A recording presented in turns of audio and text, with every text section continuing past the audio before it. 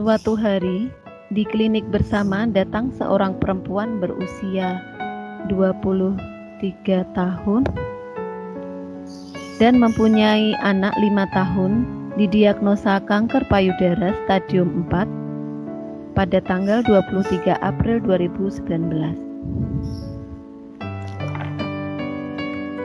Silakan masuk Ibu Nana. Terima kasih, Nurse.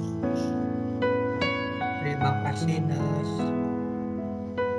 Perkenalkan Ibu, nama saya Mudrika. Bagaimana Ibu? Apa ada yang perlu saya bantu? Iya, Bu, sesuai dengan kesepakatan kemarin, kami disarankan untuk ke ruangan ini. Baik Pak, sebelumnya apakah Ibu bisa menceritakan perasaan yang Ibu rasakan sekarang? Iya, Nurse. Nama saya Nana.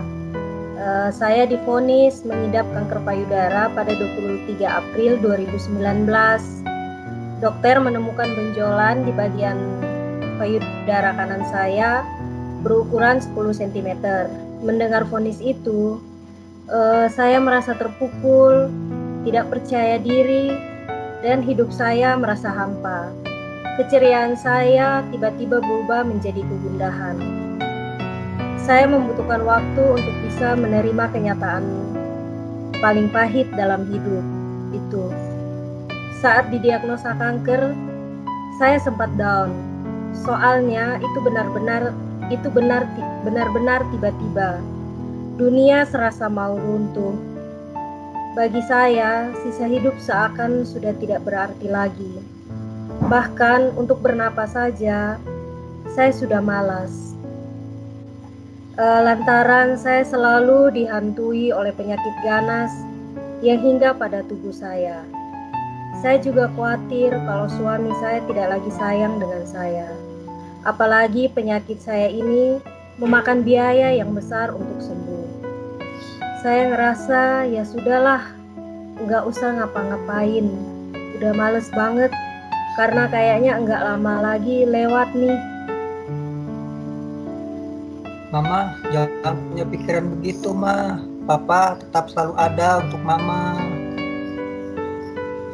Baik Ibu, dari cerita Ibu tadi yang saya tangkap bahwa Ibu merasa hidup Ibu itu hampa dan terpuruk. Merasa hidup tidak berguna lagi. Ibu kehilangan minat dalam melakukan apapun dan kehilangan semangat hidup karena disebabkan penyakit yang Ibu alami. Betul seperti itu Ibu? Betul sekali, Nurse. Saya merasa hidup saya tidak berguna. Jangan begitu, Ma. Kan masih ada Papa di sini, Ma. Iya Ibu, apa boleh saya tahu kira-kira apakah yang menjadi harapan Ibu dengan penyakit yang Ibu alami ini? Intinya saya ingin sembuh Bu, kayak orang-orang yang tidak mengalami sakit. Saya ingin menjalankan hari-hari saya tanpa ada beban pikiran. Saya ingin bahagia, saya ingin sembuh dan sehat.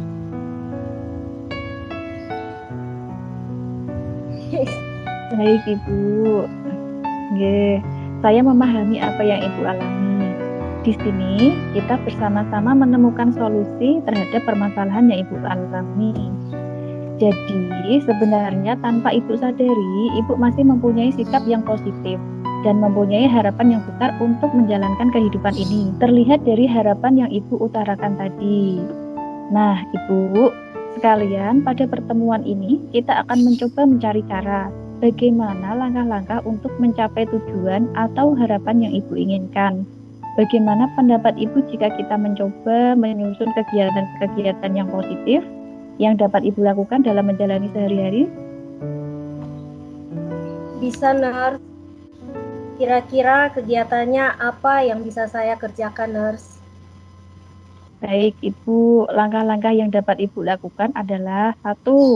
Jika Ibu ingin bahagia, caranya berkumpul dengan keluarga atau teman, dapat berbagi kisah dan pengalaman. 2. Jika ingin sehat, melakukan pengobatan secara rutin, minum obat jika ada keluhan dan sering kontrol sesuai jadwal. Pola makan harus terjaga, teratur, dan menyehatkan. Yang ketiga, jika jiwa tenang dan tidak khawatir, Ibu harus perbanyak doa dan zikir, berpikiran positif. Seperti itu, Ibu. Baik, Nurse. Saya akan mencoba langkah-langkah yang sudah kita tentukan bersama. Baik, semoga apa yang kita inginkan dapat terwujud ya, Bu. Dan Ibu Nana, saya harapkan bisa datang kembali 1 minggu yang akan datang kembali ke ruangan ini. Terima kasih Nurse atas saran dan masukannya untuk istri saya. Setelah 3 minggu, pasien kembali ke ruang konseling lagi, Ya. bertemu dengan perawat sesuai dengan kesepakatan. Selamat pagi, Bu Nana. Gimana kabar hari ini? Alhamdulillah, Nurse. Baik. Sesuai dengan kesepakatan kita 3 minggu kemarin untuk bertemu di sini ya. Kira-kira selama 1 jam, apakah Ibu bersedia? Saya bersedia, Nurse. Baik, Bu. Bagaimana perasaan Ibu sekarang setelah melakukan langkah-langkah yang kita sepakati kemarin? Saya sudah menjalankan langkah-langkah yang kemarin. Saya berusaha bangkit dari keterpurukan dan mulai menerima kembali kenyataan pahit dalam hidup saya. Pelan tapi pasti, saya pun mulai mengubah sikap negatif yang selama ini menghantui saya. Baik, apakah ada hambatan dan solusi yang Ibu alami untuk mencapai tujuan kita kemarin? Hambatan saya adalah sulit mengontrol rasa sedih ini, Nurse. Namun, saya harus bersyukur dan ikhlas terhadap apa yang saya alami. Kalau begitu sudah baik. Jadi, motivasi Ibu sekarang apa ya? Motivasi saya dalam hidup ini adalah saya memikirkan anak saya yang masih kecil, yang harus dapat bimbingan dalam tumbuh kembangnya, yang masih memerlukan perhatian. Baiklah Bu Nana, selanjutnya mungkin Bu Nana bisa menceritakan kegiatan yang positif dan hal yang Ibu rasakan setelah melakukan langkah-langkah yang telah kita sepakati. Menurut saya, penyakit yang saya alami ini merupakan suatu yang membuat diri saya jatuh terjerembab. Hal itu sangat wajar dan manusiawi. Apalagi setelah saya mendapatkan kabar bahwa dokter menyatakan diri saya positif mengidap kanker payudara. Pelan saya mulai mengubah sikap negatif yang selama ini menghantui. Kini saya telah menjadi diri saya sendiri, menjalankan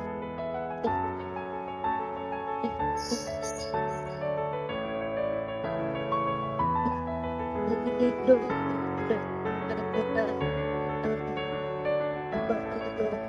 berkegiatan hidup ini ada menjalankan sisa hidup dengan baik. Saya enggak mau buang waktu dengan sia-sia, berlemas-lemas tak berdaya. Kemudian saya telah menemukan rasa percaya diri kembali dan tidak malu mengatakan kepada siapapun bahwa diri saya tengah menderita dan berjuang melawan kanker. Baik Ibu, itu baik sekali Bu Nana. Dan Nurse, saya kemudian membuat akun YouTube dan memperkenalkan diri saya kepada masyarakat luas sebagai seorang penyintas kanker dan membagikan kisah-kisah inspiratif tentang awal saya didiagnosis kanker hingga cerita soal kemoterapi. Melalui video blog atau vlog saya di akun YouTube-nya itu, saya mulai dikenal publik luas setelah konten video saya dan ditonton hingga jutaan pasang mata. Dukungan dari warganet pun mengalir deras di akun media sosial pribadi saya, terutama saat saya memutuskan untuk mencukur habis rambutnya. Mereka pun ikut memberikan semangat dan mendoakan saya agar lekas sembuh dari penyakit yang saya derita.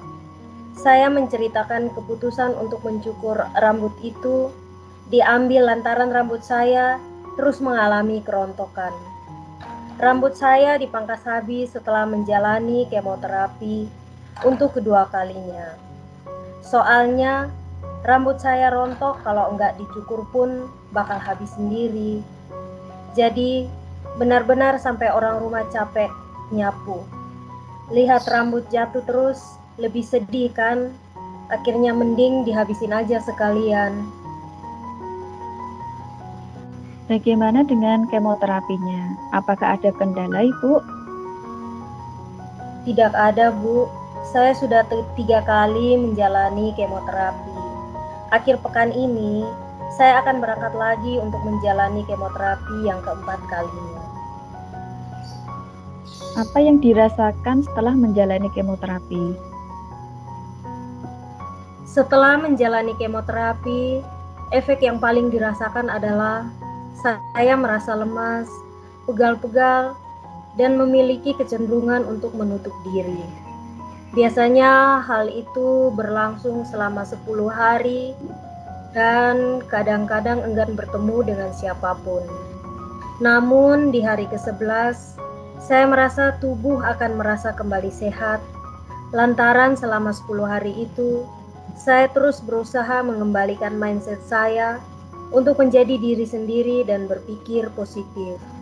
Sebab pikiran negatif yang terus-menerus dibiarkan akan menjadi diri saya terpuruk hingga membuat tubuh saya terasa semakin lemas dan tak berdaya.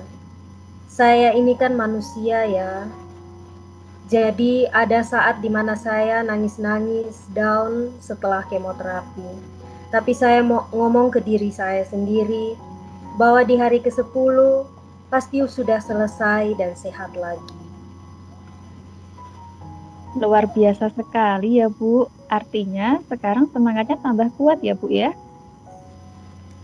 Sekarang saya tambah semangat, nurse. Menurut saya, hal yang membuat diri saya kuat menanggung rasa sakit di tubuh saya sampai saat ini adalah dukungan besar dari suami, orang tua, dan saudara.